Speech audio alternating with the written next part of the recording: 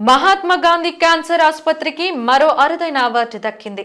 అవార్డుకు సంబంధించిన వివరాలను తెలియజేసేందుకు ఆసుపత్రి మేనేజింగ్ డైరెక్టర్ డాక్టర్ ఊన మురళీకృష్ణ విలేకరుల సమావేశం నిర్వహించారు. రోగి సంక్షేమానికి ప్రధానంగా ఉంచుతూ అత్యుత్తమ క్యాన్సర్ చికిత్సను అందించడంలో తమ ఆసుపత్రి కనపరిచిన సేవలకు గుర్తింపుగా గౌరవపదమైన నాన్ ప్రాఫిట్ సంస్థ association of health care providers AHPI నుండి ఈ అవార్డు లభించడం గర్వకారణంగా ఉందన్నారు. ఇప్పటి వరకు తాము చేసిన సేవలను గుర్తించి అనేక అవార్డులు అందుకున్నామని, భవిష్యత్తులో మరింత సేవ చేసి క్యాన్సర్ మహమ్మారిని తరిమికొట్టేందుకు కృషి చేస్తామన్నారు. ప్రపంచ క్యాన్సర్ దినోత్సవం రోజున సుమారు 3000 మందితో అవగాహన కార్యక్రమాన్ని నిర్వహించనున్నట్లు ఆయన పేర్కొన్నారు. క్యాన్సర్ పై అవగాహన కల్పించాల్సిన ఆవశ్యకత ఎంతైనా ఉందని, రాను రాను మరణాల సంఖ్య పెరుగుతూ వస్తున్న తరుణంలో ప్రతి ఒక్కరికి అవగతం అయ్యేలా తమ వంతు నివారణకు చర్యలు చేపడుతున్నామని తెలిపారు. ఇన్ఫ్రాస్ట్రక్చర్ కానీ వైజాగ్లో లేని టైంలో ఎఫ్డిఐ సపోర్ట్తో మనం ఎన్ఆర్ఐ సపోర్ట్తో ఈ హాస్పిటల్ స్టార్ట్ చేయడం జరిగింది. మెయిన్ బ్లాక్ 2011లో మనం ఇనాగరేట్ చేసి ఈ పాటికి 20 years కంప్లీట్ చేశాము. ఈ 20 yearsలో మాకు చాలా సంతృప్తినిచ్చే సర్వీసు 2 లక్షల క్యాన్సర్ పేషెంట్స్కి ఇవ్వటం జరిగింది. పేషెంట్ సాటిస్ఫాక్షన్ కూడా మాకు అంతే తృప్తిని కూడా ఇవ్వటం జరిగిందనమాట. సో మొట్టమొదటి హాస్పిటల్, పెద్ద హాస్పిటల్, హ్యూజ్ ఇన్వెస్ట్మెంట్ చేసిన హాస్పిటల్ కాబట్టి ఆంధ్రప్రదేశ్లో చాలా టెక్నాలజీ మొట్టమొదటిసారిగా మన హాస్పిటల్లోనే రావడం జరిగింది.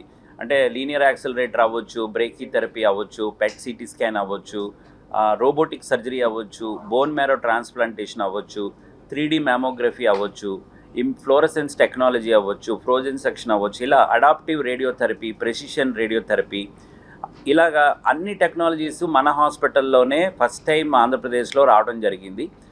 ఈ టెక్నాలజీతో పాటు 25 మంది ఆంకాలజిస్టులు ఉత్తమ క్యాన్సర్ ఇన్స్టిట్యూట్లో ట్రైనింగ్ అయిన వాళ్ళు ఇక్కడ ట్రీట్మెంట్ చేస్తూ ఉన్నారు. తర్వాత హ్యూమన్ రిసోర్సెస్ అందరూ కూడా సీనియర్ ఎంప్లాయీస్, 20 years నుండి హాస్పిటల్లో పనిచేసే నర్సెస్, వీళ్ళందరితో పాటు మేము ఈ ట్రీట్మెంట్ పేషెంట్స్కి బాగా చేయగలిగాము. దీనికి నిదర్శనంగా ఏం జరిగిందంటే, మనం చెప్పుకోవటమే కాకుండా ప్రభుత్వం కానీ, స్వచ్ఛంద సంస్థలు కానీ, వేరియస్ సర్వీస్ కానీ మన సర్వీసెస్ని అసెస్ చేసి అవార్డ్స్ ఇవ్వడం కూడా జరిగిందనమాట. ఇప్పటి వరకు లిస్ట్లో తీసుకుంటే మాకు రాష్ట్ర ప్రభుత్వం నుండి ఎన్టీఆర్ వైద్య సేవ నుండి ఉత్తమ క్యాన్సర్ హాస్పిటల్గా గుర్తింపు పొందాము. ఒరిస్సా గవర్నమెంట్ నుండి ఎక్కువ పేషెంట్స్ వస్తా వాళ్ళ పేషెంట్ ఫీడ్బ్యాక్ మీద మనల్ని అసెస్ చేసి బెస్ట్ క్యాన్సర్ హాస్పిటల్గా అవార్డు ఇవ్వడం జరిగింది. కోవిడ్ టైంలో ఉత్తమ క్యాన్సర్ సర్వీసెస్ అందజేసినందుకు భారతదేశంలోనే బెస్ట్ హాస్పిటల్గా మహాత్మా అవార్డు రావడం జరిగింది. క్యాన్సర్ ట్రీట్మెంటే కాకుండా క్యాన్సర్ అవేర్నెస్ గురించి ప్రజల్లోనూ, కమ్యూనిటీలోనూ గవర్నమెంట్కి సెన్సిటైజ్ చేయడం కోసం ప్రతి సంవత్సరం శ్రేయా క్యాన్సర్ ఫౌండేషన్ అనే స్వచ్ఛంద సంస్థతో మేము చేసే ఈ పబ్లిక్ అవేర్నెస్ ప్రోగ్రామ్స్కి లాస్ట్ టైం మీ అందరికీ తెలిసిందే యుఐసిసి, యూనియన్ ఇంటర్నేషనల్ క్యాన్సర్ కాంగ్రెస్ అనే యుఐసిసిలో మనకి ప్రపంచంలో మొదటి 3 బెస్ట్ ఈవెంట్స్ కింద లాస్ట్ ఇయర్ మనం చేసిన ఈవెంట్కి మనకి అవార్డు దొరికింది జెనీవాలో. ప్రతి సంవత్సరం వరల్డ్ క్యాన్సర్ డే అనేది February 4th ప్రపంచవ్యాప్తంగా యుఐసిసి అనేది ఏదైతే దాంట్లో మనము మెంబర్స్గా ఉన్నామో వాళ్ళు ప్రపంచవ్యాప్తంగా దీన్ని అబ్జర్వ్ చేస్తారు. దీన్ని ప్రతి సంవత్సరం గత 20 సంవత్సరాలుగా Mahatma Gandhi cancer hospital various స్వచ్ఛంద సంస్థలతోనూ, education institutions, nursing colleges, medical colleges, industry bodies, వీళ్ళందరితో పాటు కలిసి ప్రతి సంవత్సరం మనం సెలబ్రేట్ చేస్తున్నాము. లాస్ట్ టైం మీకు చూపించినట్టు లాస్ట్ టైం అవార్డు వచ్చిన ఈవెంటే ఇప్పుడు మళ్ళీ ఇయర్ కూడా అంతకన్నా పెద్ద లెవెల్లో మనం చేయడం జరుగుతుంది. ఈసారి 40 ఆర్గనైజేషన్స్ మనతో జాయిన్ అయినాయి. మెడికల్ కాలేజెస్, అదర్ హాస్పిటల్స్ కూడా, Care hospital, Omni hospital, Indus hospital, 7 Hills hospital, ఇలాగ hospitals, Gitam medical college, Gitam dental college, Anil Neerukonda hospital, వీళ్ళందరూ కూడా మనతో ఈరోజు గాయత్రి విద్యా పరిషత్ అందరూ కూడా మనతో పార్టిసిపేట్ చేస్తున్నారు. అంచనాల ప్రకారం ఒక 3000 పైనే రేపు అటెండెన్స్ ఉంటుందనేది మా అంచనా అనమాట.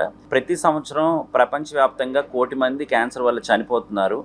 ఇండియాలో తీసుకుంటే 8 లక్షల మంది ప్రతి సంవత్సరం చనిపోతూ ఉన్నారు. ఆంధ్రప్రదేశ్లో తీసుకుంటే 40,000 మంది ఒక సంవత్సరంలో చనిపోయారనేది అంచనా ఉంది.